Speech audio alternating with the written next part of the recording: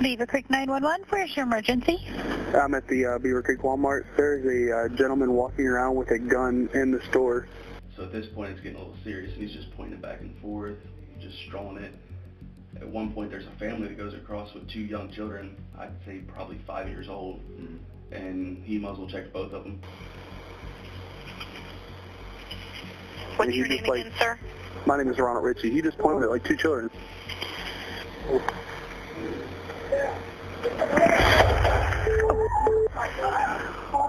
And you felt like that was the appropriate choice for that situation? Yes. On August 5th, 2014, the police in Beaver Creek, Ohio received this chilling 911 call. A platoon of armed police officers immediately rushed to the Walmart in Beaver Creek. Because of that call, Officer Sean Williams and the 911 caller will have the blood of an innocent man on their hands for the rest of their lives.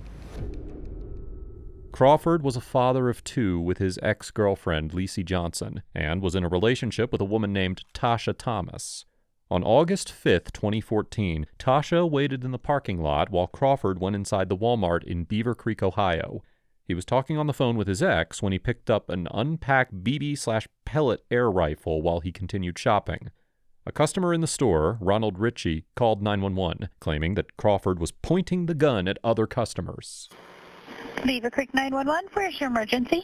I'm at the Beaver Creek Walmart. There's a gentleman walking around with a gun in the store. Is he got it pulled out? Yeah, he's like pointing at people. What does he look like? He's a black male, probably about 6 foot tall. Okay. What's he wearing? Blue shirt, blue pants. Where is he at now? He's over in the pets. Can I have your name, please? My name is Ronald Ritchie. Ronald? Yes, he's like loading it right now. All right, Mr. Ritchie, hold on 1 second, okay? Not a problem. The 2 things you need to keep in mind here is that the 911 call is synced with the CCTV footage that you're watching. And because he stays on the line throughout the incident, you can see if what he's saying is actually true. For instance, he said that he's loading it right now, even though he wasn't. Secondly, Ritchie's complaint is that he's got his gun pulled out and that he's pointing it at people. We're not even going to debate gun laws here because he's not even holding a real gun. If Ritchie had used his eyeballs, he would have seen the sale sign on that gun too. But instead, he frantically called 911 and falsely reported the scene. By the way, just as a quick reminder, if you enjoy this content, please make sure to like and subscribe to the channel. It supports me more than you know. Now, back to the video. I'm still on the phone with you. This is Fairborn, but they're probably sending somebody. Okay. So I'm just going to stay on the phone with you. Okay. 911.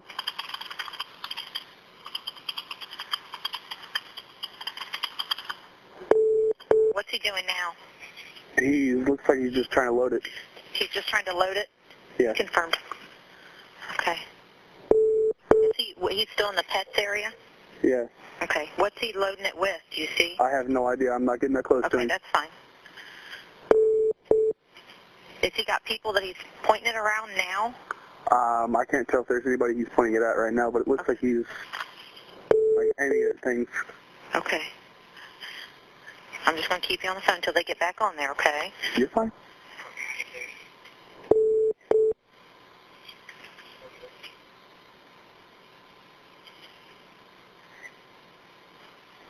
We have to...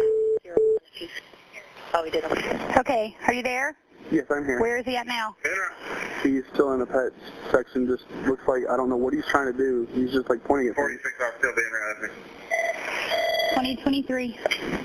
This is Fairborn. I'm still on the line. Do you guys need any help? Pointing at people. Affirmative 90. He's in the pet section.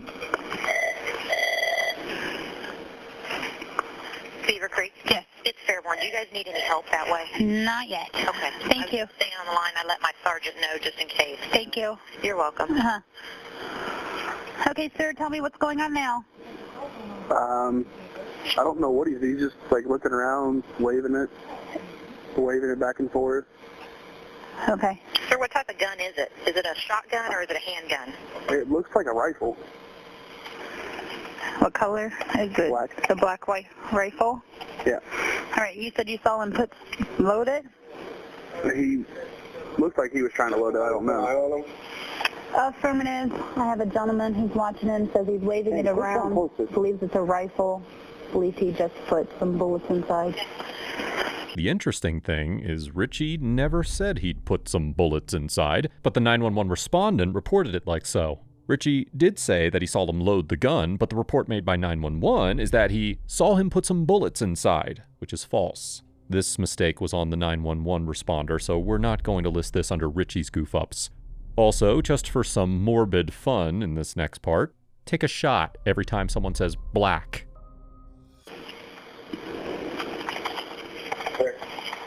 I have an officer there. You have an officer here? I also have another officer on scene. He's in the back corner of Pets right now. White male, black male? They're advising black. He's in the black corner of Pets. He's a black male. What's he wearing? Black shirt and blue jeans. So he's a black male, black shirt and blue jeans? Yeah. Does he have a hat or anything on? No, he's got like an afro. An afro? Okay. Beaver Creek, did you get that? I got it. Has an afro. I hear police. Gotcha.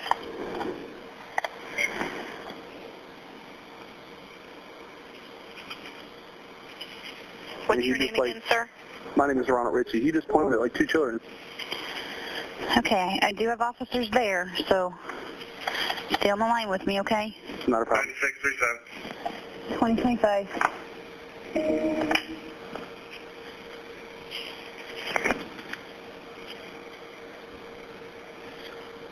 Is there anyone else around him that came with him that you can tell? It's just him. Just him? Yeah. Okay. What's he doing now? He's just waving it around still. You said he pointed it at a couple kids. Right. Okay, is there kids around him then? Not anymore. Okay.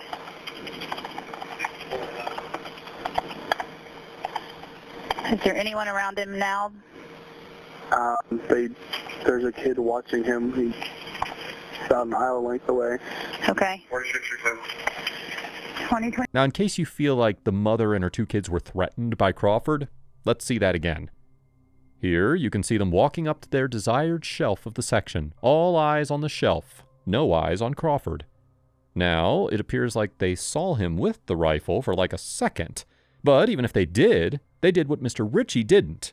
They ignored it and went about their business. With all this misinformation being fed to 911 and them passing this information down to Academy graduate cops who are taught to stop and assess, you'd think the situation could be handled properly, right? Instead, this happens.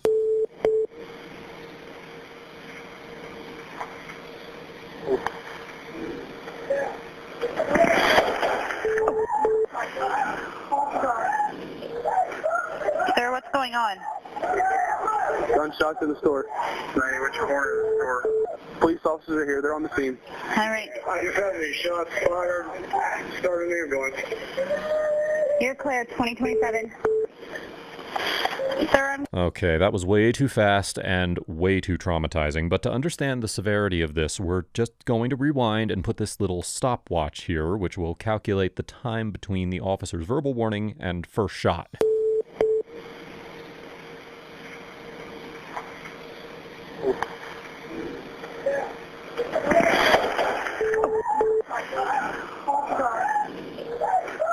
Sir, what's going on? Gunshots in the store. Which corner of the store? Police officers are here. They're on the scene. 2 seconds. Just 2 seconds between the first get on the ground to shots fired. And to make matters worse, he shot twice. We're actually glad Ritchie recorded the audio part, while the CCTV footage gave us the visuals of how these officers let their intrusive thoughts win. But we're going to stop being glad for Ritchie, especially after he says this. Sir, I'm going to stay on the phone with you, okay? Yeah. The only contact 47. Okay. All right. Who's down? Officers coming toward me. Okay. Well, I don't know. 76, you're clear, 2027. Okay. Sir, I'm going to put you... He's running. Are you kidding me? Is he running? Where's he going? He's down. Never mind. He's down? Yeah, I heard he's running. That's how unreliable and incompetent Richie's 911 call was. Crawford was later pronounced dead at Dayton's Miami Valley Hospital. And on top of this, there was a second casualty. From this second footage obtained that day, the woman in white here is Angela Williams. Here you can see her getting a glimpse of the pet aisle where the two officers are about to engage. She now hears the first gunshot, which immediately spooks her and compels her to rush to her daughter, who is in a different aisle. She gets her daughter and sprints to the exit. But all of a sudden, she collapses on the floor. The poor girl watches while the other concerned shoppers try to call for help. Turns out, she had a heart attack and died right there. 2 deaths in the hands of a bogus 911 caller who caused an unnecessary commotion and an incompetent, kill-hungry cop named Sean Williams. The officer assisting him in the incident was Sergeant David Darko. But before we move towards Sean, the shooter, we can't slide past Richie's 911 call and his bogus descriptions, which is why he was brought in for an interview by the Ohio Bureau of Investigation. Tyler, there's a report that somebody says that he may have pulled the gun out of the toy section and took it out of packaging or something to that extent. And I didn't see the firearm. Okay, that's nothing, that never came from you? No. Okay. From what I saw was he had the gun open at the whole time. Yep. I didn't see an orange tip on it or anything like that, so I didn't look like it was fake. Yeah. And I wasn't going to take the risk that it was fake to confront him about it. Yeah. And right now, for all intents and purposes, you're under the belief it was a real gun. Yeah. Okay. And whether it was or not, it's not my issue. Right on. I hear you. You're dumb enough to point any kind of weapon at a police officer, you get what's coming to you. If you're dumb enough to point any kind of weapon at a police officer, you get what's coming to you? At what point does he think that Crawford pointed a gun at him? And just for the sake of our sanity, and because we have to keep our focus here, we're going to take you through parts of this interview, from his dumb reasoning down to his story falling apart. At one point, there's a family that goes across with 2 young children, I'd say probably 5 years old, and he muzzle checked both of them. So that kind of concerned me right there. So. Okay. A couple of kids came up on him and he muzzle checked them. Was that the only time that he seemed to encounter anybody else? Was there anybody else that you saw that engaged him or had contact with him? It didn't look as if he was pointing it at him. It just kind of, where he's swinging it around and flashing the muzzle toward the children. Okay. But I know accidental discharge can go. Yeah. So. Yeah. Especially how he's holding by the trigger grip. So. Okay. I don't take a chance. Was he holding by that the whole time? Yeah. Did he look to be doing anything else while you were encountering him? Or he was on the phone with somebody, laughing and just, I don't know what was going on there. Okay. Like I said, I wasn't trying to get too close. Yeah. On the phone the entire. You said you thought he was loading the gun. You said it sounded like he was loading the gun. It sounded like clicking. Did it look like he was? Could you see him and you putting the sound together with visual, or you just thought it heard like he was loading it? It sounded like he was but there was like he was messing with it. It was just kept clicking. Okay. And like the sound to me like loading rounds in a magazine, but I didn't actually see him take out a magazine or anything like that. But I did see him actually cock the weapon at one point. Okay. Male and 2 kids walk by. And then after that, this female and her 2 kids show up. Right. Which 2 kids were you referring to when you said that you thought you muzzle checked them? The first set. Okay. So. I mean, it was just like a wave around, but even still. Yeah. Quick enough. Notice how he went from muzzle checking the kids to just waving around. How selfish does he have to be to keep his side of the story intact while the footage says otherwise?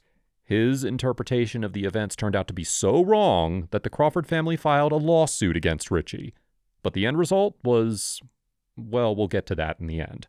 Right now, let's dive into the interrogation of Sean and see what kind of excuses he's got. Okay, Sean, we just met briefly in the hallway, but I am Special Agent Dave Horniak with BCI. This is Special Agent Brent Kirkpatrick. We've just been assigned to look into the Walmart shooting from the other night. You're aware of that, and that's why we're here together. We've already talked with Sergeant Darko, and I'm going to explain the same thing to you that we did with him. And I've spoken with Mr. Pop about this next step as well. We're a criminal investigation agency. We've been called in by your department to act as an independent investigating entity to determine the facts of what happened the other night. As a part of that, due to the unfortunate death of the subject, there is, as a potential for this criminal investigation, we always, as a matter of protocol, read Miranda rights to people in your position as being one of the officers that was involved. Okay, so we do it for a couple of reasons. One is this is not an internal investigation. It's a criminal investigation, but not necessarily pointed at anything right now. We are going to read you this and ask you to sign it. Do you have any issue with doing that? No. Okay. And are you here voluntarily?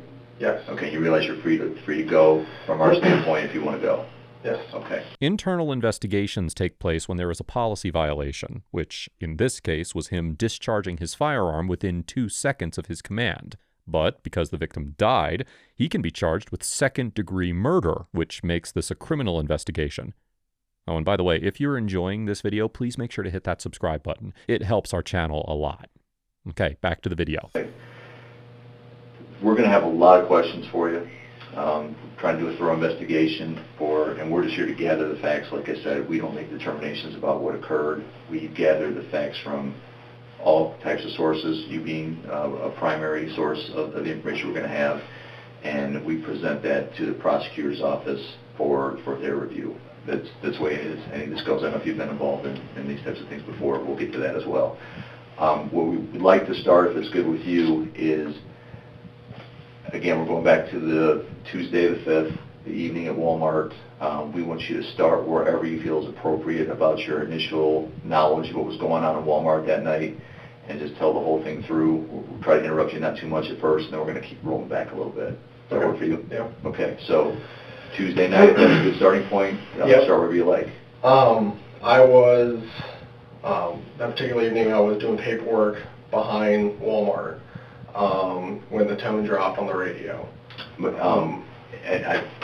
Because you were already there before you got a call. You were at the Walmart. Correct. Why'd you happen to be there? I had just taken a crash report at the BW3s right across the way, and sometimes I go behind Walmart because nobody usually goes back there just to kind of sit and do paperwork, and don't usually get bothered back there. Good enough. Sorry to interrupt. Go ahead. That's okay.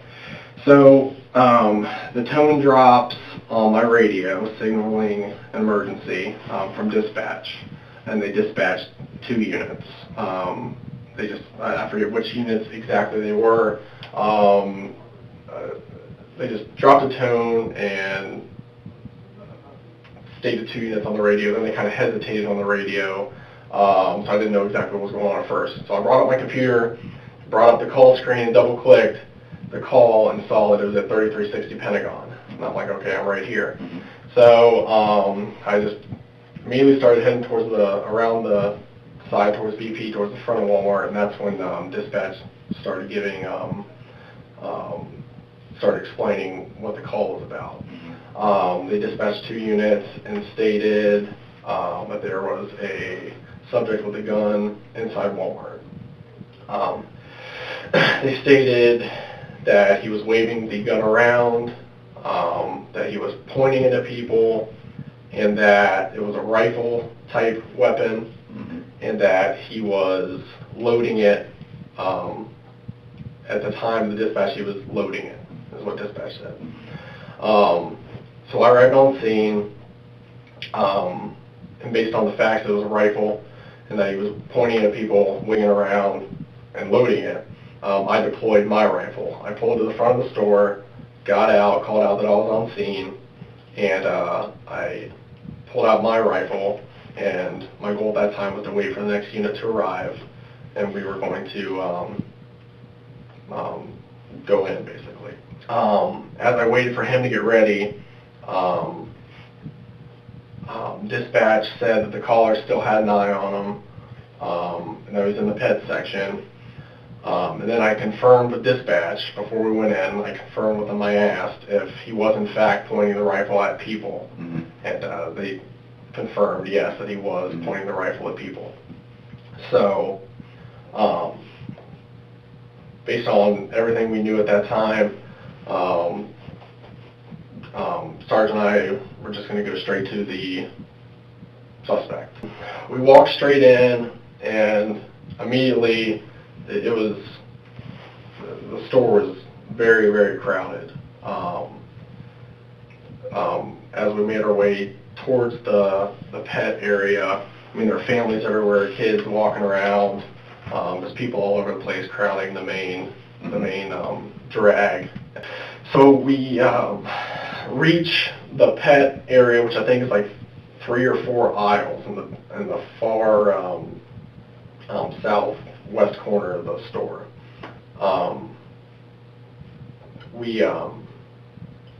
So we carefully start scanning that because the last report was he was back there. Okay. So Darko's kind of scanned to the left, and I'm kind of looking to the right, covering him, and then we reach the end where there's only one more row left in the pet area. Mm-hmm. So based on the witnesses, there's a good chance, I thought that he was there to the left. At that point, I kind of told Darko, because there's a long hall to the right as well, so if Darko would have made that left turn to the final row, he would have been exposed all the way to the end of the store to the right. Mm-hmm. So I told him I was going to cover him to the right while he scanned to the left. So he scanned to the left, and I kind of briefly glanced to the right, and as soon as I glanced to the right, I heard him yell, "Drop your weapon, drop your weapon," in like a repeated manner. Mm-hmm. So as soon as he said that, I swung around to his right and kind of cleared him so I could see what he was looking at, talking to us, so we were kind of side by side. Mm-hmm. And as soon as I turned around and looked down the hall, or towards the end of the pet area, I saw a black male holding, what immediately popped out at me was a rifle. I saw a rifle in hand. And I could see the silhouette of a magazine, and it looked like a rifle. So as Sergeant Darko commanded him to drop the weapon, he did not do so. He made, I'm trying to find words to describe this over the last few days. He did not drop the weapon. He made a movement to what I interpreted as aggressive. He was moving with the rifle and was not dropping it, and I felt at that time he had the rifle in a position to where he could have raised it up, or he could have shot either me or Sergeant Darko. And I also felt that if he were to escape around the end and make way to the rest of the store, that all the families and the kids were in immediate risk as well. So at that point, when he didn't drop the weapon and he started making movements with it, I felt that my life was at risk. I felt that Sergeant Darko's life was at risk. And I felt that all the families that we passed walking into the store, and the children, I thought they were all at risk as well. Due to all those circumstances, and with him failing to obey Sergeant Darko's command, I fired 2 shots at center mass at the subject. The first thing we thought as we heard him say this line is that even though he didn't opt for a lawyer, he sure talked to one. The way he phrased his reasoning seems like it was rehearsed and something that he'd repeat word to word if he's asked why he shot. What's crazy, though, is that in the 2 seconds he had after the get down, he thought all of this and decided to shoot. And before we start breaking down his logic, we have to know why he shot him twice. At that point, he went down and dropped the rifle and kind of almost disappeared behind the end of the row. So we started to make our way, and as we're making our way, I could see the rifle, and I could see the black male. And as we're making our way to the rifle, I could see that it was a rifle. Mm-hmm. And as we made our way to him, he jumped back up and started running towards the rifle again. He was saying something, but I couldn't hear. I couldn't hear anything at that point. My ears were ringing. So he was saying something. I was just telling him to get down, get down, get down, because at that point he was already a threat to us, and I was forced to engage him. and then he was about to come back towards that weapon again. So I felt just everything about him was aggressive. He came back at us after he'd already been shot to what I considered to get the rifle again. So he was about at the threshold where I was considering shooting again when he collapsed. He came back towards us at the rifle, and I'm telling him, get down, get down, get down, get down, get down, get down on the ground. And he kind of reaches the area of the rifle and kind of just collapses.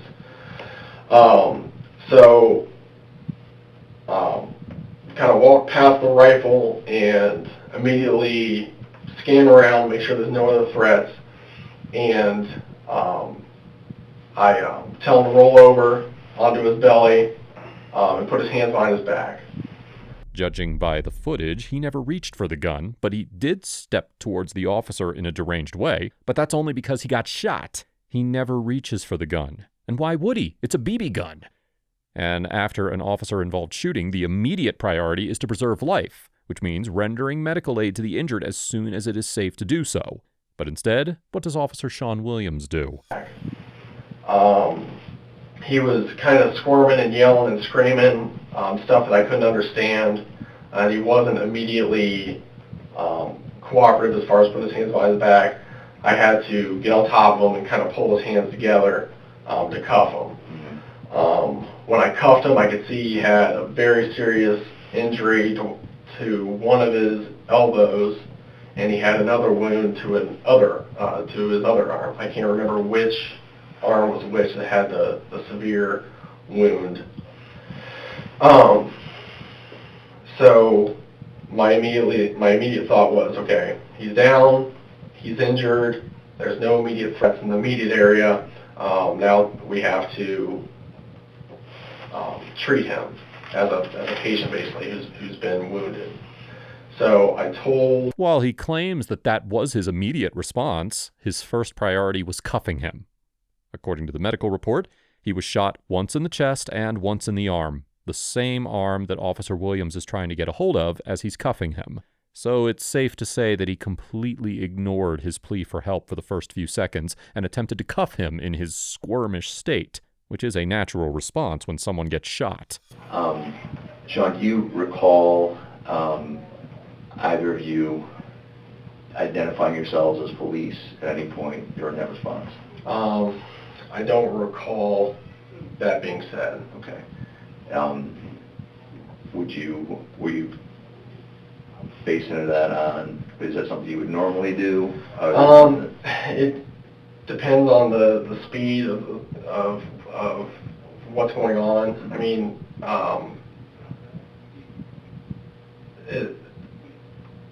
when we reached the end, if you're talking about the final, when we confronted him, when we confronted the suspect, he was already giving, my sergeant was already giving commands to him, and that's what kind of drew my attention back to him. So he was giving commands, and I didn't have time really to say anything myself to him before I shot. You recalled Darko, if we're up to the point where we're at the subject, you recall Darko saying, drop your weapon, is that correct? Mm-hmm. Okay. Did you say something further to the suspect after that or before that? I did not. On that, are you qualified on the weapon that you fired that night? Yes. Okay, what is this specific weapon? It is an AR-15 rifle. Mm-hmm. It is not issued by the police department. Mm-hmm. It was my personal rifle. Okay. We are allowed to carry our personal rifles Mm-hmm. as long as they're an AR-15 style Mm-hmm. rifle, and as long as our weapons instructors check them Mm-hmm. for safety, Mm-hmm. and that we qualify with them. And once we do all that, then we have to get the weapon approved by the chief, and he'll sign off on it, and then we're allowed to carry them on. At some point chose to, that is your weapon of choice that night. Mm-hmm. To give us the give us the reasoning for that. You already touched on it a little bit, but go through that again. The reason I grabbed the rifle was that, from what we knew, the suspect had a rifle, and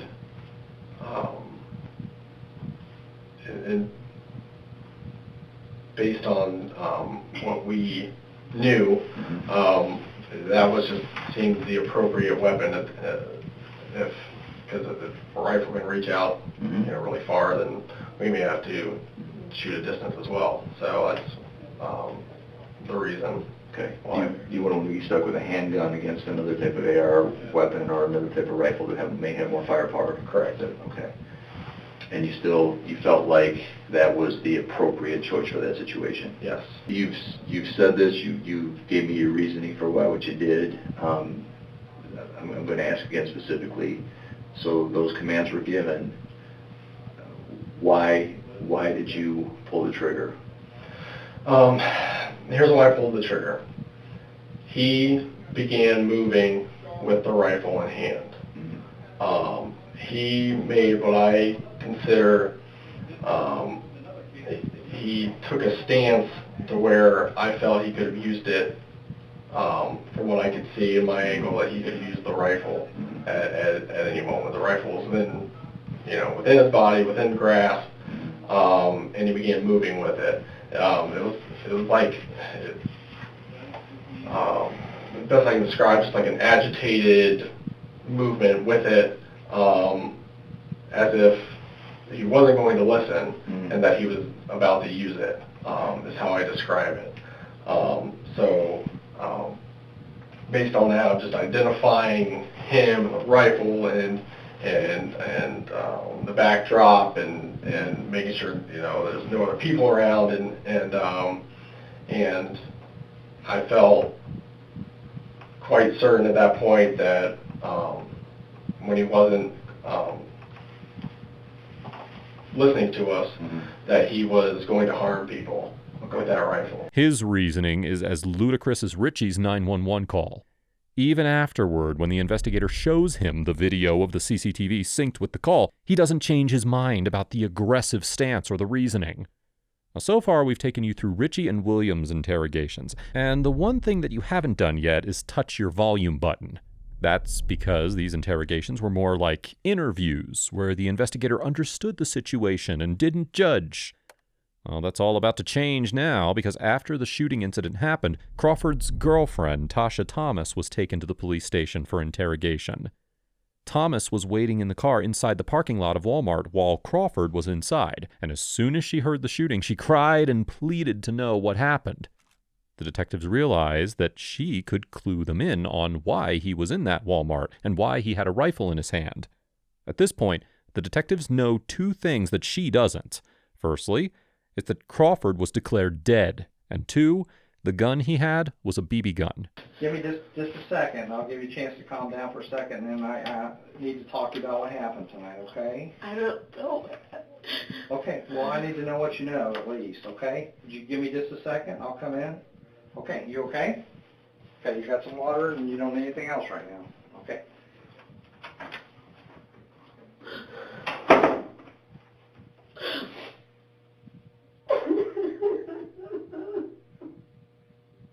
Remember that she was picked up immediately after the shooting, giving her zero time to figure out whether he made it out alive or not. That thought is going to linger in her head throughout this interrogation, and the detective here chooses to keep that information to himself so that he can find some way to incriminate him.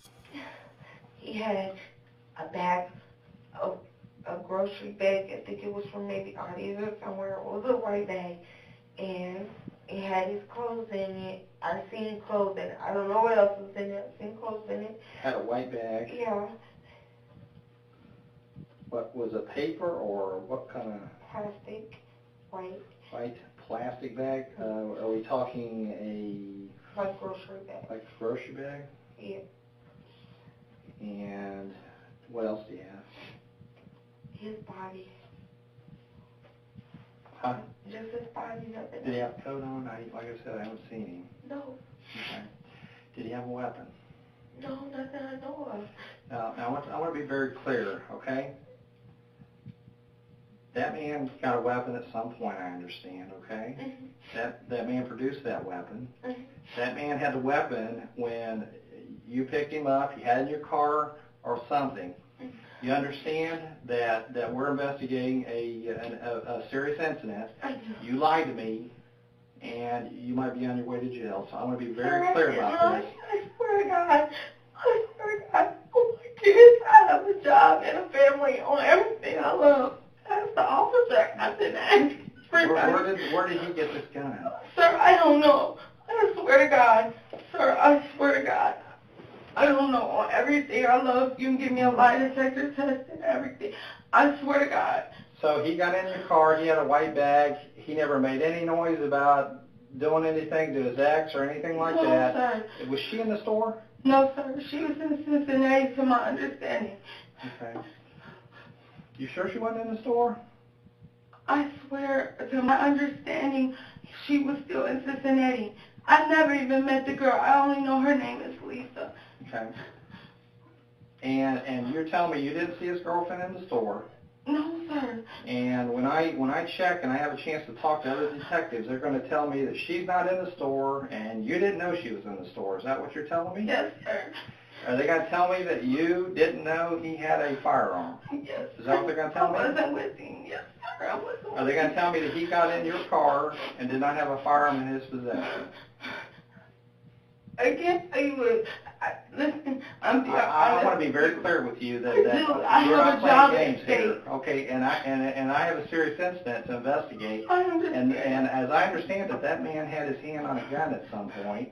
I don't know all the details. I'm going to find out. Right. But my first step is to talk to you, and you were with him. You were with him just moments before this happened.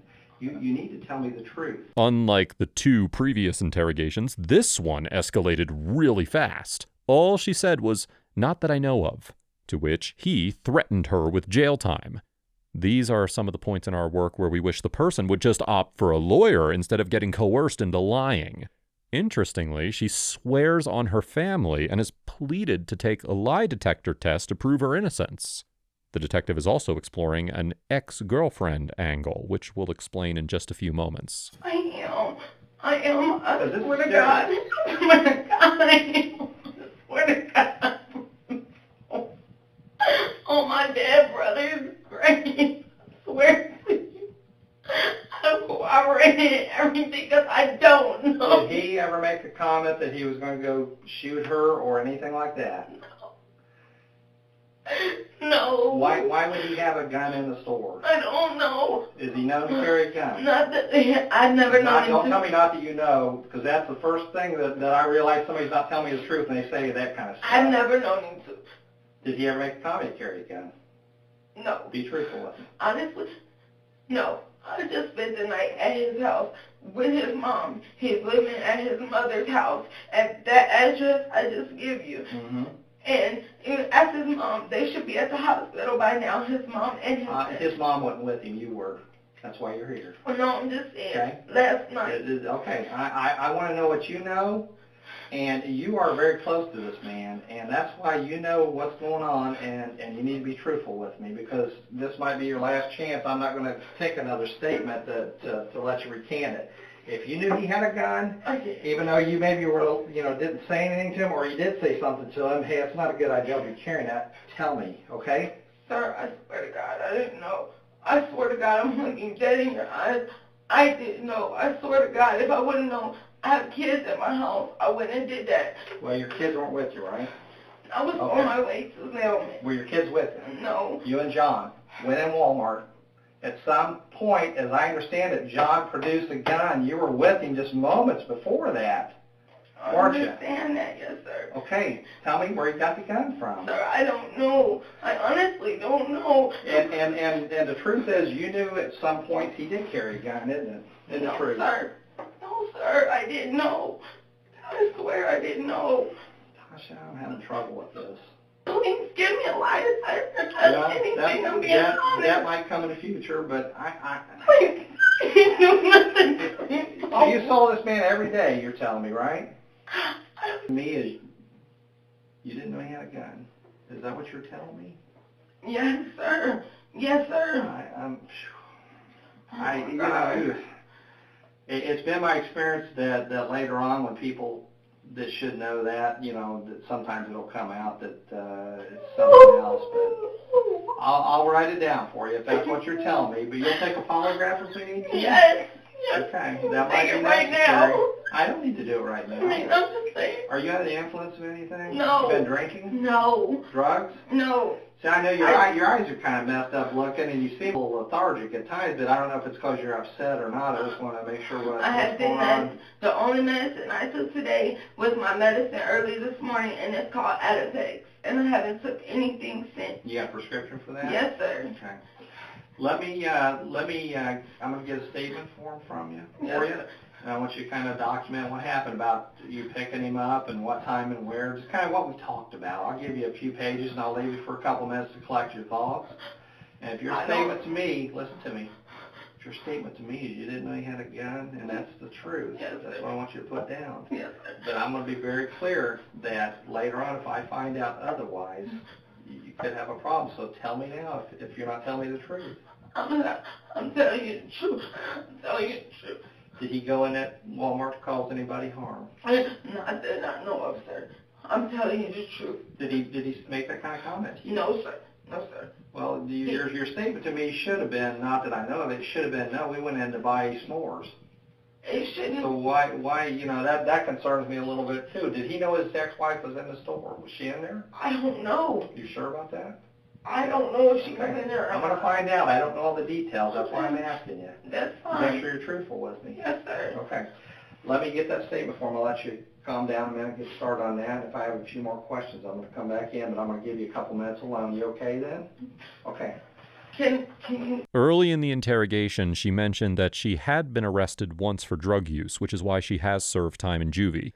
But when he confronted her about taking any drugs, he was genuinely insinuating, pushing her to say that she is under the influence. Also, notice that when she brought up her willingness to take a lie detector test, his response was, and I'm quoting, "I don't need to do that right now." Truth is, if he had full conviction that she's lying, he would have brought up the test immediately. But he doesn't, because deep down he knows she's telling the truth.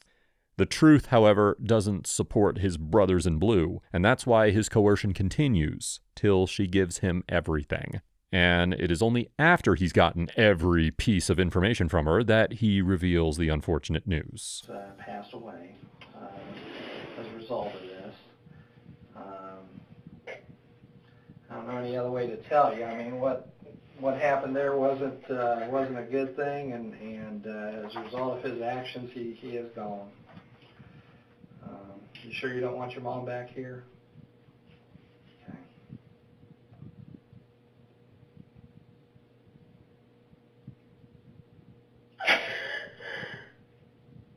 So now comes the harder part, the end result of this case. An affidavit was filed by 10 people against Ronald Ritchie because his call, and I'm quoting, created the incident that resulted in the death of not only John Crawford, but another shopper by the name of Angela Williams. After the case was handed to a special prosecutor, the Greene County grand jury considered charges of murder, reckless homicide, and negligent homicide. But in September, they decided that Williams and another officer involved should not face criminal charges. The Crawford family sought at least $75,000 in compensatory damages and an unstated amount for punitive damages. The family alleged, among other things, that the police officers did not do due diligence to determine that Crawford wasn't a threat, that the officers didn't give him enough time to put down the weapon, and that Walmart was negligent because the air rifle had been resting on a shelf unpackaged for at least 2 days. Thankfully, the city and the Crawford family reached a settlement agreement of $1.7 million and some police policy changes. Other than that, though, no one was charged, not even the detective who was threatening Tasha Thomas in his interrogation. They all get to walk away scot-free, knowing full well that they killed an innocent black man and tried framing their actions to be justified. Now, if you think this case was horrific, you need to check out my video on the teen who literally got away with murdering his girlfriend.